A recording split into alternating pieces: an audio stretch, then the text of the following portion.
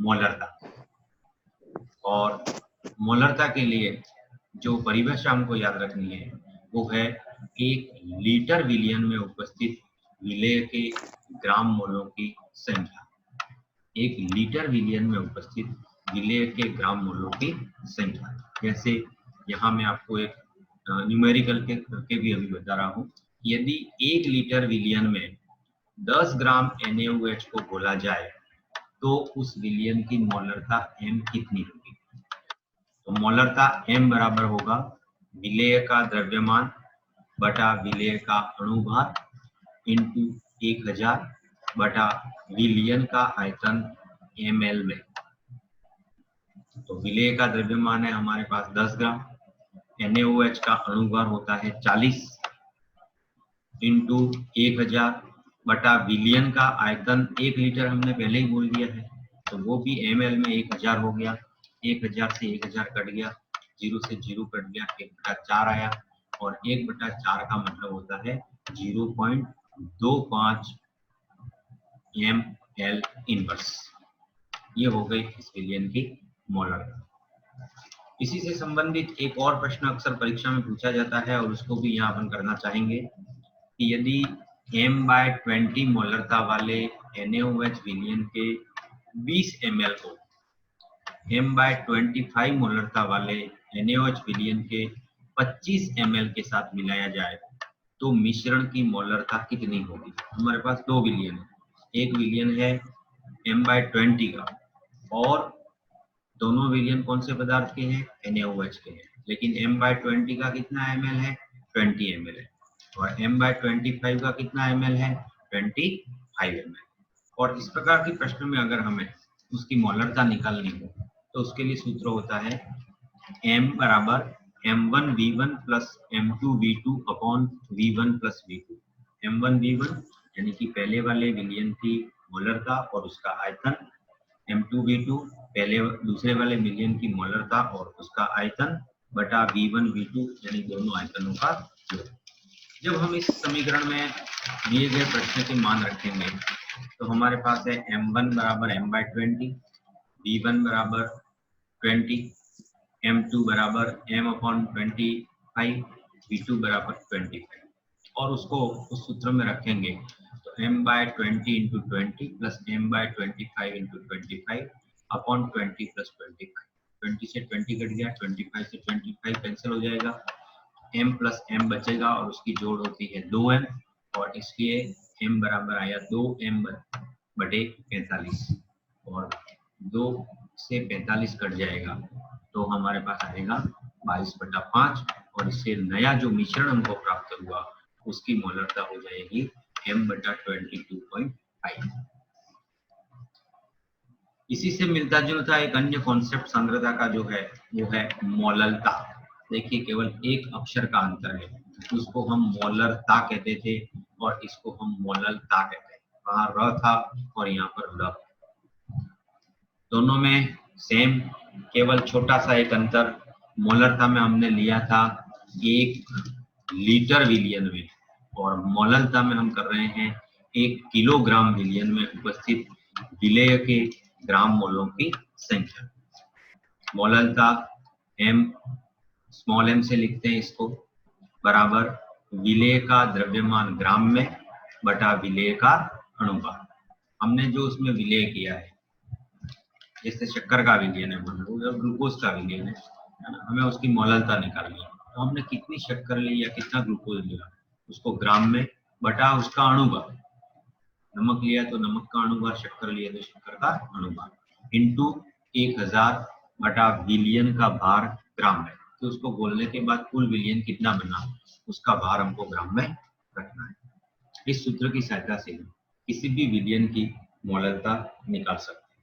एक बहुत ही important numerical अपन यहाँ करने जा रहे हैं कि 20% W/V H2SO4 विलयन की मोललता ज्ञात कीजिए जबकि विलयन का घनत्व 1.8 ग्राम मिलीलीटर इनवर्स हो। ये न्यूमेरिकल है, हमको यहाँ करना है।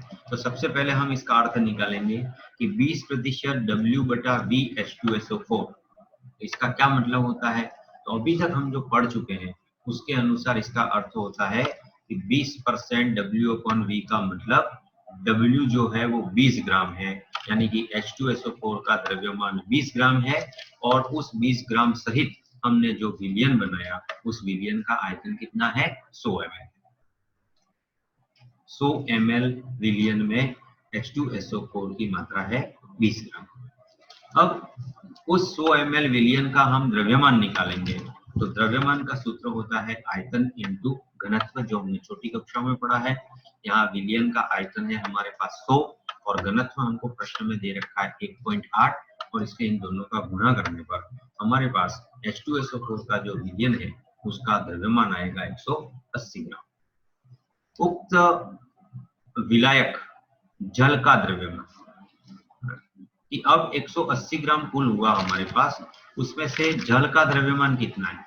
तो उस 180 में 20 ग्राम हमने H2SO4 मिलाया था, इसका मतलब शेष बचा वो जल हो जाएगा। 180 माइनस 20 बराबर 160 ग्राम हो गया हमारे पास जल। अतः मोललता हम निकालेंगे, तो मोललता का सूत्र ऊपर हमने दे रखा है, उस सूत्र से हम निकालेंगे। ये 1.2755 मोल्स किलोग्राम इनवर्स। यहाँ विलायक का भार ग्राम में हो तभी हमें लिखना पड़ेगा 160। ठीक है, इसे मैं अगले उसमें और क्लियर कर दूंगा आपको। नेक्स्ट जो इस पर इंपॉर्टेंट एक प्रश्न बनता है वो प्रश्न है मोलरता और मोललता में क्या अंतर है। मोलरता और मोललता में क्या अंतर है? तो दोनों के लिए ही रेड इंक से लिखा मैंने, देखो दोनों ही अवस्थाओं में हम क्या लेते हैं? विलेय के मोलों की संख्या। हम क्या लेते हैं? विलेय के मोलों की संख्या। परंतु बाईं तरफ देखिए, अगर विलेय के मोलों की संख्या हम लीटर में लेते हैं, 1 लीटर विलियन में कितना है वो, तो उसका मतलब हुआ मोलरता। याद रखें, लीटर में भी और मोलरता में भी। परंतु यदि हम इसको किलोग्राम में लेते हैं तो 1 किलोग्राम विलियन में, तो किलोग्राम में भी ल है और मोललता में भी ल है। नीचे फिर से मैंने लिखा कि 1 लीटर विलियन में अगर विलेय के मोलों की संख्या ज्ञात करते हैं तो उसे मोलरता कहते हैं। लीटर मोलर दोनों पर मैंने गोला लगा रखा है, एक जैसे हैं। इसी तरह से 1 किलोग्राम विलियन में अगर मोलों की संख्या निकालते हैं तो किलो और मोलल, तो किलो और मोलल, ल की जगह ला। इस तरीके से आप भी याद रख सकते हैं मोलरता और मोललता में क्या अंतर है। अगली सांद्रता मापने की जो हमारी इकाई है वो है नॉर्मलता। नॉर्मलता से पहले आपको वापस 11वीं कक्षा में मैं ले चलता हूँ, जहाँ एक तुल्यांकी भार आया था। एक तुल्यांकी भार किसे कहते हैं, है ना? वो तुल्यांकी भार आप वहां से उसकी परिभाषा नोट करें, फिर इसको पढ़ें। नॉर्मलता 1 लीटर विलियन में उपस्थित विलेय के तुल्यांकी भार ग्राम में, विलेय के तुल्यांकी भार किसमें होने चाहिए? ग्राम में होते हैं, उसको कहते हैं नॉर्मलता। यानी कि नॉर्मलता n बराबर सूत्र होगा विलेय के ग्राम तुल्यांकी भार, विलेय के ग्राम तुल्यांकी भार बटा विलियन का आयतन लीटर में, बटा विलियन का आयतन लीटर में। इसको और ढंग से लिखें तो तुल्यांकी भार ज्ञात करने के लिए क्या होगा, है ना? तो तुल्यांकी भार ज्ञात करने के लिए होगा विलेय का द्रव्यमान ग्राम में। विलेय के ग्राम तुल्यांकी भार ज्ञात करने के लिए हम क्या करेंगे? विलेय का द्रव्यमान ग्राम में बटा विलेय के ग्राम तुल्यांकी भार इंटू 1000 बटा विलियन का आयतन ml।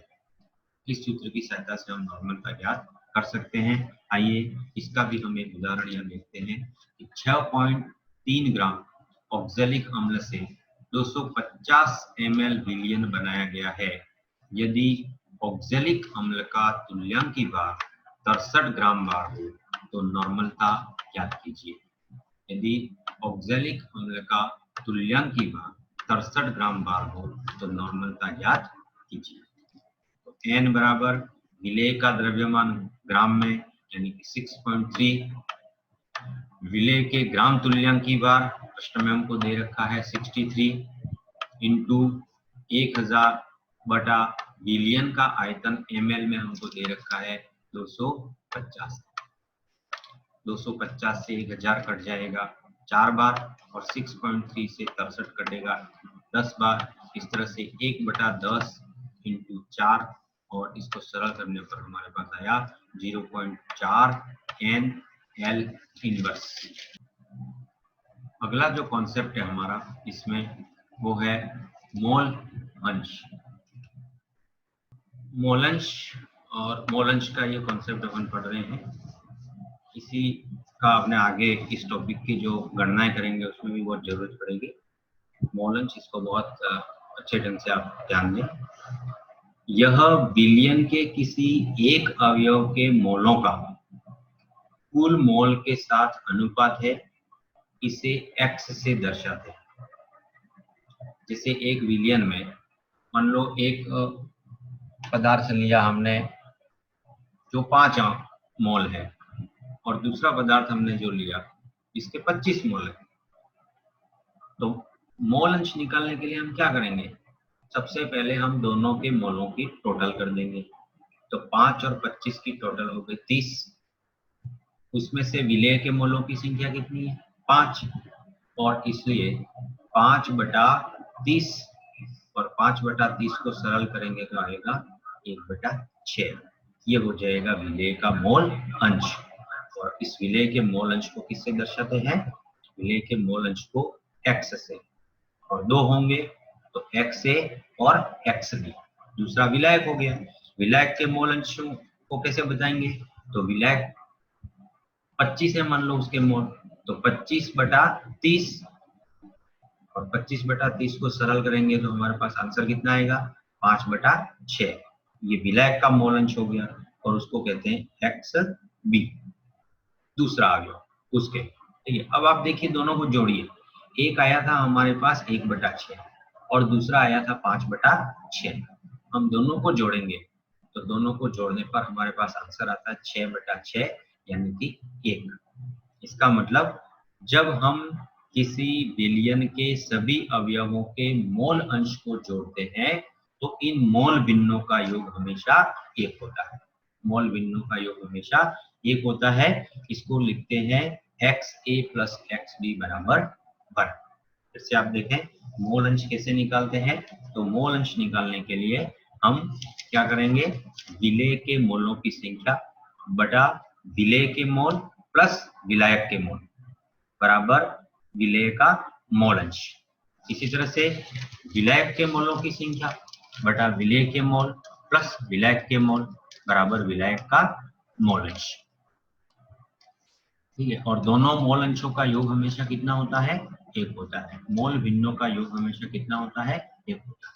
अब सबसे पहले हम यहाँ मोलों की संख्या कैसे निकालेंगे, तो मोलों की संख्या निकालने का सूत्र है हमारे पास मोलों की संख्या n बराबर सूत्र होता है उसकी द्रव्यमान बटा उसका अणुभार, उस पदार्थ का द्रव्यमान बटा उस पदार्थ का अणुभार। इसको आइए हम एक उदाहरण द्वारा समझते हैं। 60 ग्राम मेथिल अल्कोहल को 120 ग्राम पानी में मिलाया गया है। मेथिल अल्कोहल तथा पानी के मोल अंशों की संख्या ज्ञात कीजिए, या मोल अंश ज्ञात कीजिए।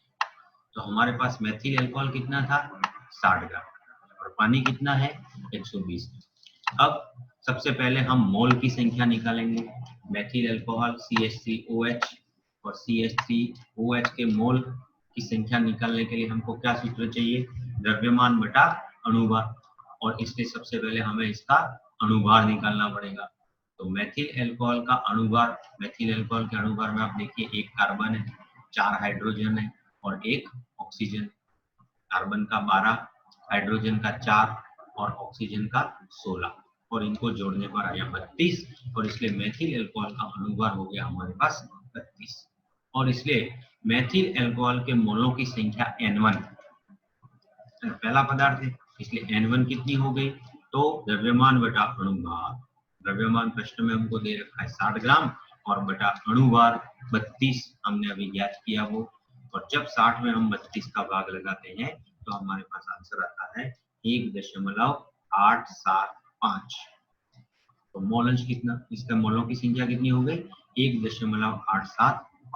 इसी प्रकार हम पानी के मोलों की संख्या निकालेंगे। तो पानी के मोलों की संख्या N2 बराबर भी सूत्र वही होगा, द्रव्यमान बटा अणु भार।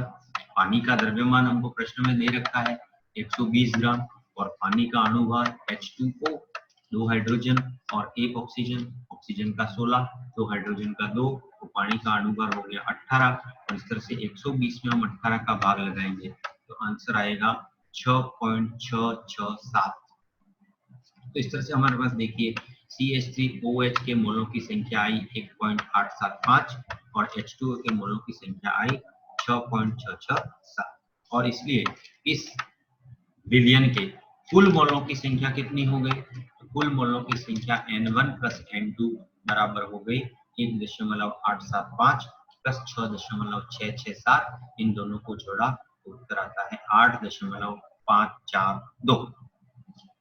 अब यदि हम CH3OH मेथिल अल्कोहल का मोल अंश निकालना चाहेंगे तो मेथिल अल्कोहल के मोल अंश का सूत्र हो जाएगा मेथिल अल्कोहल के मोलों की संख्या N1 बटा मेथिल अल्कोहल के मोलों की संख्या N1 प्लस पानी के मोलों की संख्या N2, यानी कि सूत्र हो गया N1 बटा N1 प्लस N2 बराबर 1.875 बटा 8.542। और जब इसको सरल करेंगे तो हमारे पास उत्तर आएगा 0.220।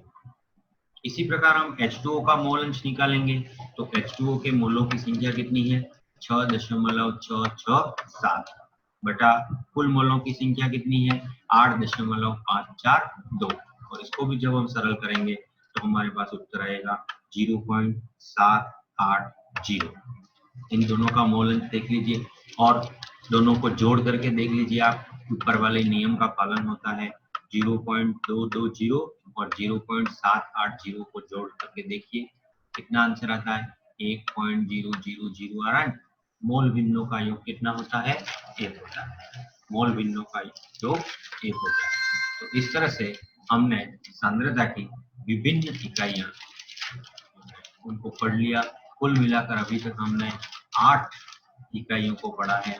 आयतन आयतन प्रतिशत, द्रव्यमान द्रव्यमान प्रतिशत, द्रव्यमान आयतन प्रतिशत, पार्ट्स पर मिलियन, मोलरता, मोललता, नॉर्मलता और मोल अंश। इन 8 को हमने पढ़ा है इस विलयन वाले टॉपिक में। इस विलयन भाग 2 का अपना लेक्चर यहाँ पर समाप्त होता है। कल अपन इसमें आगे से